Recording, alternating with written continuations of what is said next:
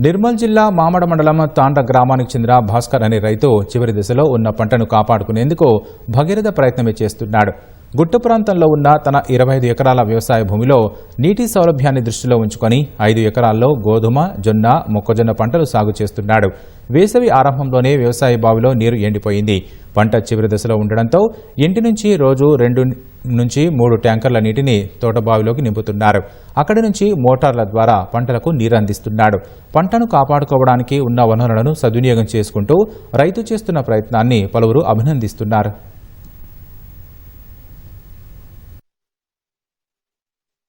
ఇక్కడ మాకు 25 ఎకరాల భూమి ఉంది. 25 ఎకరాల సుఖ సాగు చేద్దామంటే కూడా వాటర్ తక్కువ ఉన్నదని 5-6 ఎకరాలు వేసినాం. దానికి కూడా సరిపోయేటంత వాటర్ లేక ఇంటి నుంచి చిన్న మోటార్ తో వాటర్ ట్యాంకర్ నింపుకొని వచ్చి రోజు 3-4 ట్యాంకర్లు పోస్తున్నాం. పోసి బావిలో వస్తే బావిలోకి వెళ్ళి పెద్ద మోటార్ పెట్టి స్ప్రింక్లర్లతో ఈ జొన్నకు నీళ్లు పట్టిస్తున్నాం. దాంతో డ్రిప్ తోని వర్షాధారంతో వాటర్ ఎక్కువ ఉంటుండే. దాంతో పత్తి వేసినాం. పత్తి మంచిగా వెళ్ళింది.